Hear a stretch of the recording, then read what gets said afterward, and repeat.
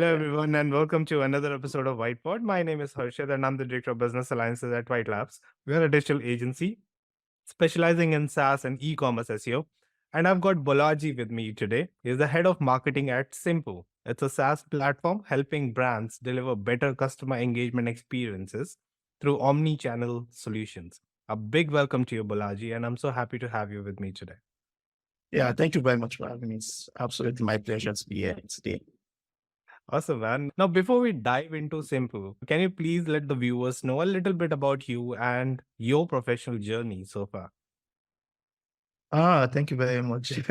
I like that you asked that question because typically for when I host events, I'm always on the other side of asking people this question. So Yeah. yeah, it feels so good to be asked that question. For my professional journey, so I've been doing marketing for about 5 years now. I started off working in a telecom brand, so it's a Chinese brand called Techno to make mobile phones. So I started off as a digital marketing thing. And that was where my passion for digital marketing factor. Then from there, I moved to a digital agency. So I think that was where I got exposed to working on the number of technology brands. So I worked on a crypto brand, worked on an e-commerce brand. So I very diverse experience there. So and it just made me also want to like do more. So from there, I moved to another management consulting company, the management consulting company. So I was responsible for SEO chain. So more or less driving B2B needs for the company. So because the major customer for the management consulting company were major businesses. And while working there, pretty much a good number of the businesses that were customers were SaaS companies, pretty Oh, much SaaS companies. So whenever we are building like sales processes for these businesses, building marketing strategies for these businesses, it just also gave me that insight into how much more I could do in SaaS and how much interesting I found the SaaS landscape. And fortunately for me, I mean, while I was there, I got to meet with the founder who was also building like a very interesting SaaS company that's Simple. And from there, I pretty much just moved into Simple and started a role at Simple as more or less like one of the earliest marketing person building the foundation of marketing at Simple. So far, that's what my journey has looked like. And I've been at Simple for the past 2 years now, building marketing foundations to a level where it's more or less not like where I used to be 2 years ago. So yeah. okay. Tell me one thing, Balaji, because you have a prior experience working for a consultancy firm, right? Uh, there, you must be working with multiple brands, multiple projects. Okay. And Yeah. then the switch came in your life where you joined a company which like from working from with multiple companies to working with just one brand. How did you cope up? Because the consultancy agency lives is actually tough if you look into that way, Oh like yeah, good. Yeah, juggle with good. multiple things at time. In a brand it is much more, I wouldn't say linear, because there are ups and downs for sure, but definitely it's not that much of hassle that you face there. So how was the transition for Ah, you? yeah, I'll say for me it was a beautiful transition for me because it was something I was really looking forward to. Okay. Because at the time, I remember having to like work on multiple brands. There was a lot of context switching. And I know back then I experienced burnouts and it was a lot working on multiple brands. So it was something that I was really looking forward to, switching to one single brand. And also, I think another reason why I also wanted to like switch to a single brand is I also wanted to be able to own the results, own the effort from 0 to 1 for a single brand. And say, okay, yes, I did that for this Mhm. brand and be able to like consistently drive results for the brand. So yeah, I think that was something I was really looking forward to. And so me, I would say it was a little transition moving from like looking at the consulting company to a single brand. Okay, well, awesome, interesting. Well, All right, let's talk Simpu now. Can you provide a brief overview of Simpu's mission and the challenges it addresses? It basically address for the businesses mainly. Yeah. yeah, thank you very much for that question. So to put it into like simple words, so, what we do at Simple, our mission at Simple is to build tools that make the life of businesses simple. So yeah, I know that's like a clear words. So yeah, and some of this was built so far. So we built an omni-channel inbox platform, and that makes it easy for businesses to deliver really top-notch customer service. Because one of the things you have to find out with most businesses is their communication is really fragmented across multiple channels. So you have them speaking to customers on WhatsApp, you have them speaking to customers on email, and you have them speaking to customers on live chats. So how do you bring all of these experience, all of these channels into a single experience where every touch points, you're delivering like a consistent experience across every touch points. Yeah, so that's pretty much all one that's like actually getting that. So yeah, that's one of our core products. We also have another product which is like an email marketing product where customers can also like do email marketing, text marketing. So they are deliver like really beautiful campaigns on this platform as save at a more cheaper rates compared to other big plans that are out there. But yeah, and the experience also is like going to be very much simpler compared to complex tools that you have out there. Yeah, that's more or less what I mentioned as simple building tools that make it like simple. That's Yeah. awesome, man. I have seen that not very long back, you have basically revamped the site. And I would love to know and how exactly was the impact with respect to SEO after the revamp, and what all strategies did you taken into account while taking care of that revamp, rebuilding the site and launching it without negatively hampering the SEO for the company, please. Yeah, thank you very much. When we were more or less launching websites, so we're transitioning from having a like custom built websites to a CMS. It was a decision that we had to make because at the time the website was pretty much engineering led. So engineering was in charge of coding the website. So it meant that marketing didn't have so much so much control over the website. So it was a decision that we had to make at the time. So we could make changes, make whatever switches we needed to make in real time. And when we were doing that, we will also had to choose a platform that will make it very easy for us to manage SEO. All of our thoughts, all of our direction in making that particular decision, SEO was at the back of our mind. How can we ensure that we give customers great experience? How do we ensure that the website loads fast? So, and the platform that we decided to go at that point was Webflow, because Webflow meant that we could build really good, a beautiful experience. And Webflow is also a very SEO friendly platform.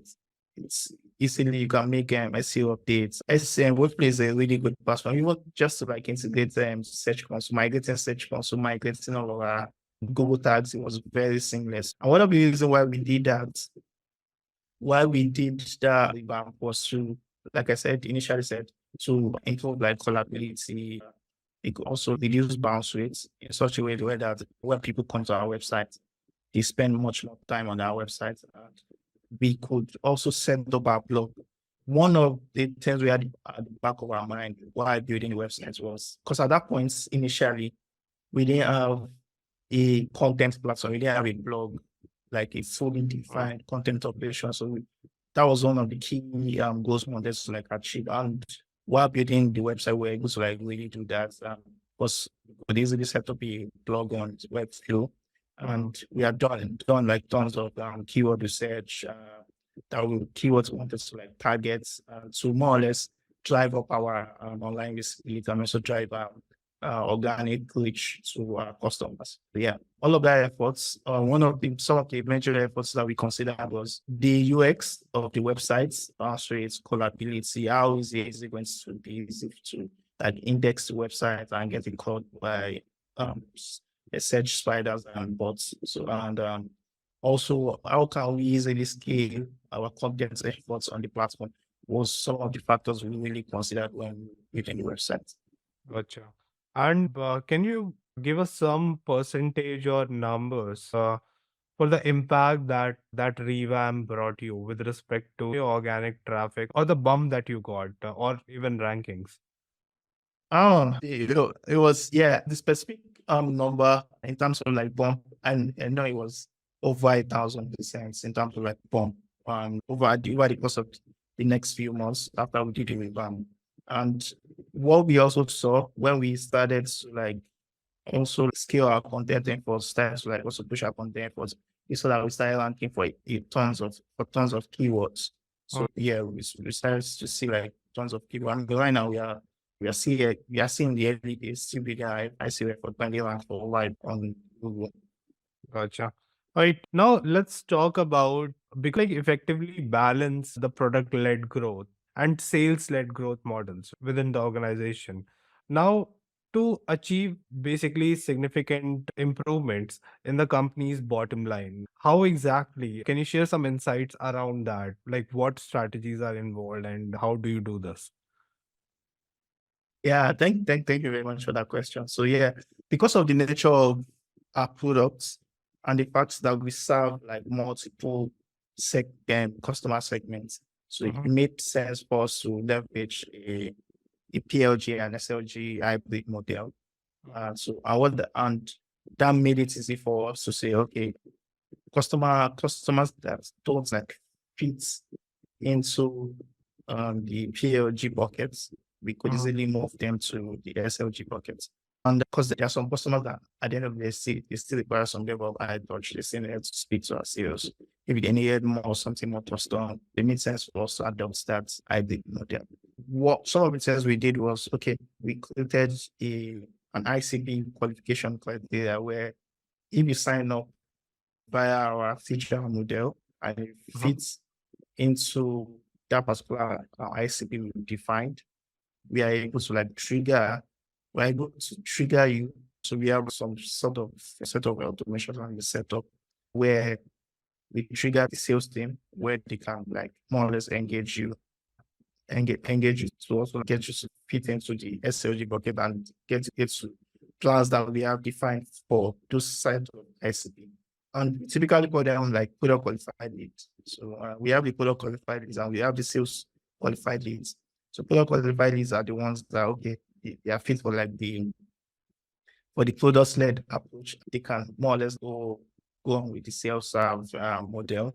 They can more or less get everything done. And these are typically like smaller businesses, people that have lesser number of seats or team. And while people who have like larger seats, so for example, e-commerce up to 100 customer service reps, so they typically fall into like the SLG model. Because most times they will want to like negotiate pricing and all of that. So that requires some level of sales touch. Yeah, we have to define those workflows between Slack, HubSpot, Product-led CRM that we also adopt, and more or less our internal tool that we also built to also like harmonize all of this process together to create the PLG and SLG model. Gotcha. All right. Now, the creation of book, building a customer-centric culture, that has Yeah. solidified Simpu's position as a thought leader. And I would love to know what content strategies were basically instrumental in achieving this, and what results have you observed?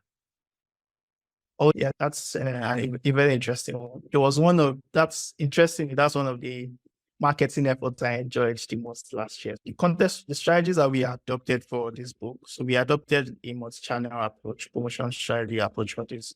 So what we did, and I think what kind of like really drive the virality of the book was the caliber of people we featured in the book. So one of the things we did was we are like a forward from the frontline section of the book where we featured like a couple of people from in the customer service industries where all of them gave their thoughts. They went through the book ahead of the release when they put their thoughts on the book. We had a couple of them, a number of them, where they did that.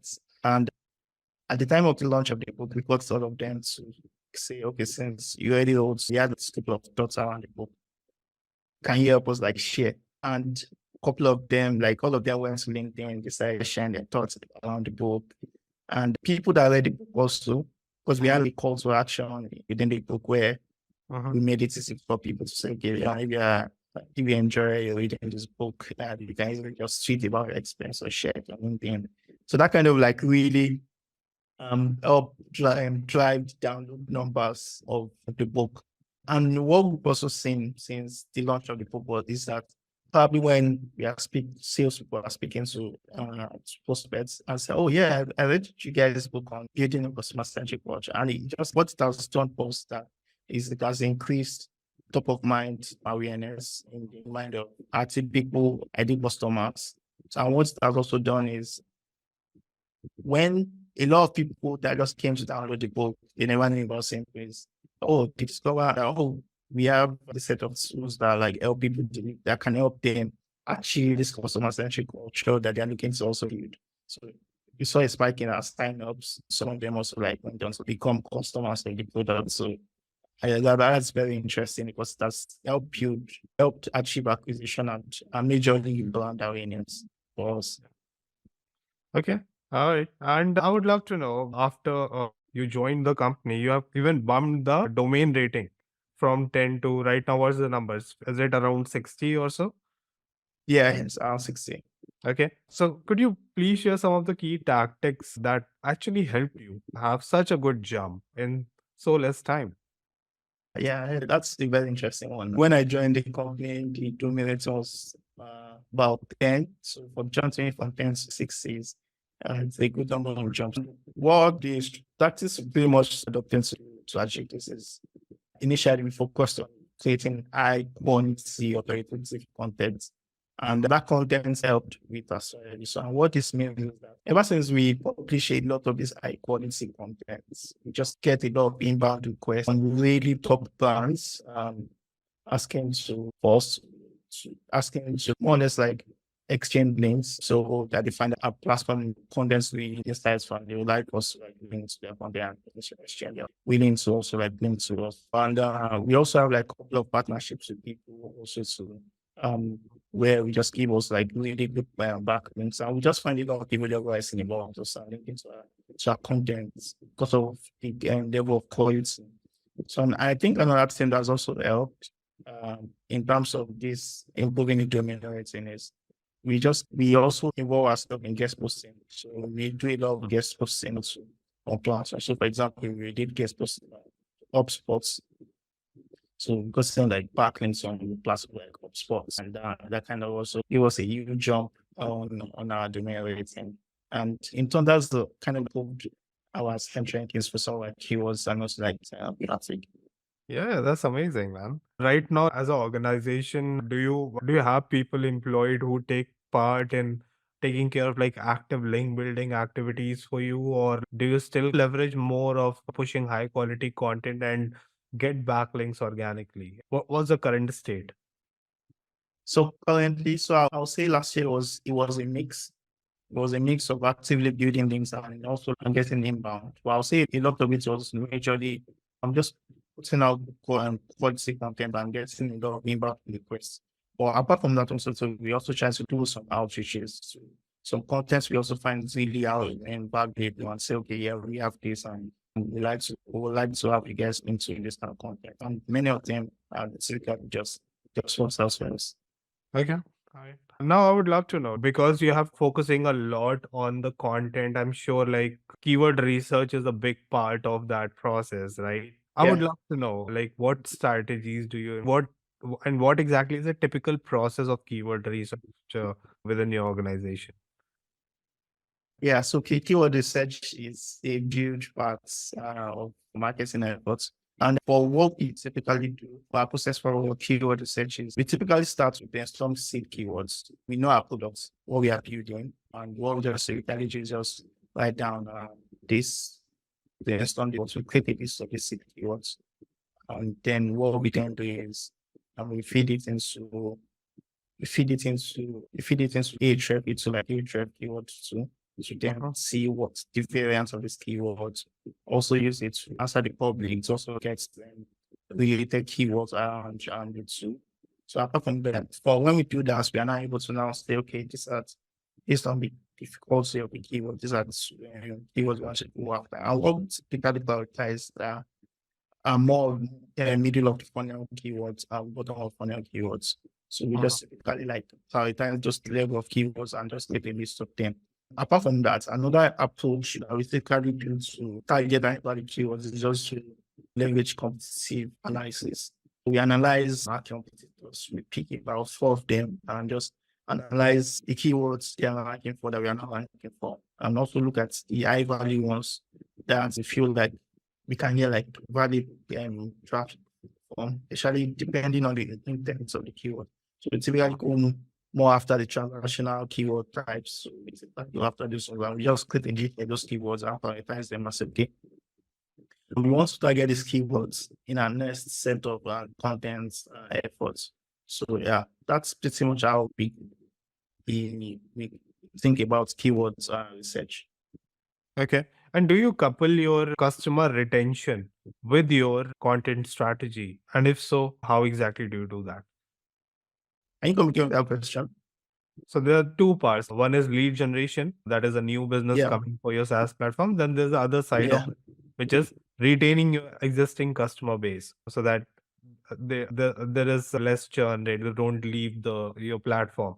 So yeah, are there any strategies with respect to your content, basically, that you employ, yeah. which facilitates the customer retention part? Oh yeah, in terms of customer retention from the content side of things. So what we try to do is we also create like content because we are a SaaS platform at the end of the day, and we need to also like really educate users on how to leverage the platform to access to like more or less like jobs to be done. So we create contents around jobs to be done. So, okay, here's how you can use Simpu to like do XYZ. We also create content. So what we also try to do is in our search efforts, we also try to optimize our help articles for search, such that okay, if you are trying to look for an help article around X, we make it easy for you to like when you search for it, how to connect the channel on Simple, for example. We make sure that it's easy for you to like say find those type of articles. So we create like really good help articles. Now one of the type of content we also like being investing in and recently is videos. So creating a lot of help videos where we can where customers can not just access videos around or jobs to be done, just like I said, how to do XYZ on Simple, how to do Y using Y on Simple. That has really helped with customer retention because at the end of the day, if customers come on the platform and they don't know how to use the platform or they just find it frustrating and they can't find like enough material to aid their success with the platform or their monetization. Okay. Do you spend your marketing budget in digital PR, or is it something that you're not focusing right now? And I would say in the last couple of months, it has not been something we've been really focused on. So I've not really invested into budgets in that direction. Okay. It's quite good for the branding, and I think most of your competitors must be doing a lot, especially the big ones, because it's a Yeah. pretty competitive space. They do Yeah. a lot on that front. Yeah. Anyways, let's talk a little bit about the challenges. Anything that you would like to highlight with respect to the challenges that you have faced with your SEO operations and that you have overcome really gracefully. Okay. So I'll say challenges. Okay. So I'll say challenges so far has been recently, there's been a lot of updates, say, for example, the ability to, I think one of the things we've been trying to figure out is, and which is the core strategy for us this year is how we can leverage programmatic SEO. So I will say the challenge per se.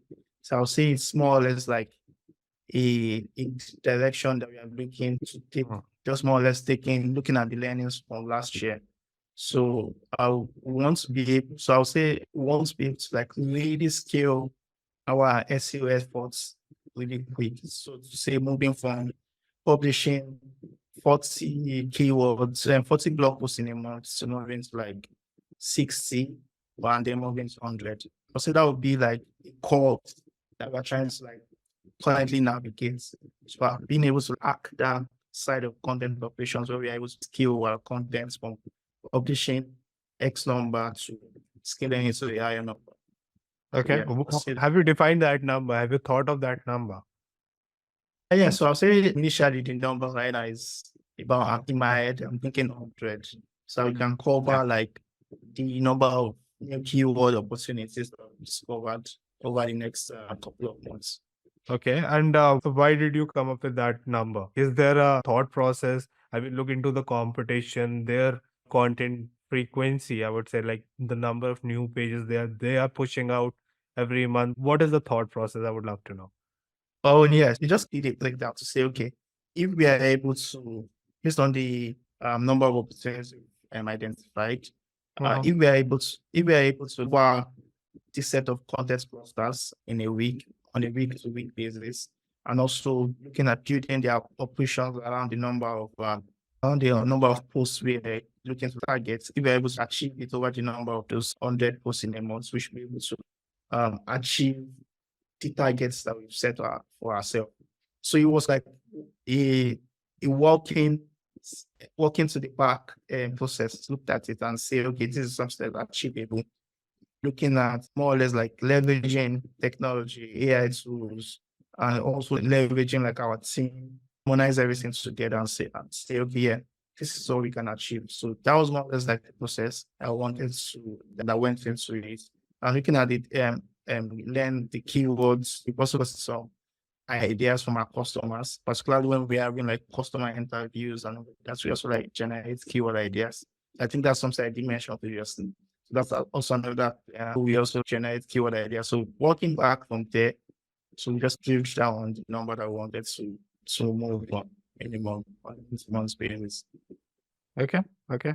And because in this organization, you really helped with the affiliate and referral program, helped that expand, right? What matrix do you use to measure the success of these programs?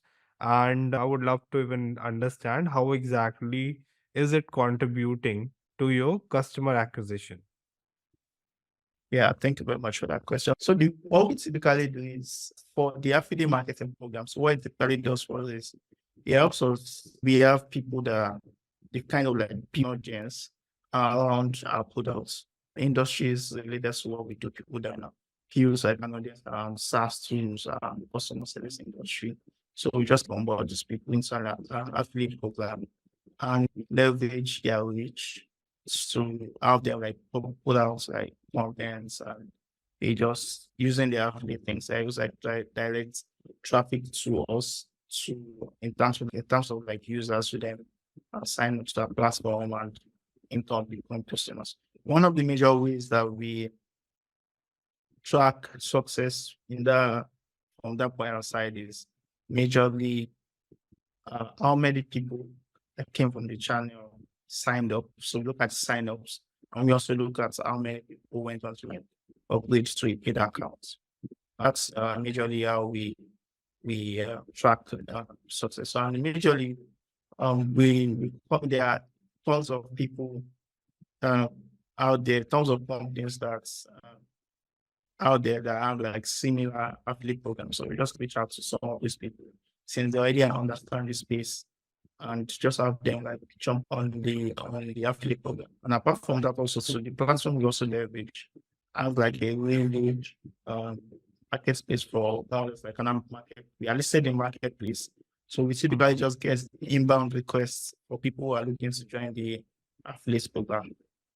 Okay. All right. We are coming to an end, and I would love to have a rapid fire with you. Are you ready for that? Oh, sure, sure. Okay. If given a superpower, what will you choose? Okay. Would you rather be able to speak every language in the world or be able to talk to animals? I think I would love to be able, I would want to be able to speak multiple languages. Okay. Interesting. Yeah. Okay. If you could travel back in time, what period would you love to go? I'll definitely want to travel to. That's a very interesting question. I've never put so much thought to it before. I really want to say, so because I'm a Nigerian, I really want to travel to the early 2000s because relatively life was better than what it is right now. Okay. As opposed to right now, there's a whole lot of economic recession. The economy is there's a loss. Relatively, I'll say, looking at where I am right now, it's relatively better there. Yeah. Possible. Okay. Any funny nicknames your parents, friends, or even work colleague used to call you? Yeah, actually, so I used to have a nickname. It's called Moby. Movik. Yeah, it was gotten from my other name. So my other name is Ibrahim. So and there is a footballer called Ibrahimovic. Yeah, so the people just took out the Moby backs and just started calling me that. So yeah, that's the nickname people used to call me back then. Yeah. Awesome, man. How many hours of sleep do you need? Oh yeah. I typically want to get my 7 to 8 hours sleep. I try as much as possible to compromise on that. Okay, So that's an average, anyways. Yeah. So, yeah, you reasonable. said? That's an average a human being needs every day. So, Yeah, exactly. I try not to compromise on that no matter what I'm doing. So I make sure to get that number of hours. okay. Now, coming to my very last question. What's your last Google search? My last Google search. Okay, so I think my last Google search was lists of AI tools, like AI tools for video editing. Yeah. Oh, nice. Yeah, I think that was my last year. I was looking for an AI tool that could give a script and generate the video for me. Okay. All right. Interesting. I think that there are pretty much like a lot of tools out there now. So, yeah, I'm sure like you must have found something. Yeah. All right. Thank you so much, Balaji, for sharing such great info on the session today. I really appreciate your time here with me. Thank you so much. Yeah. Thank you very much.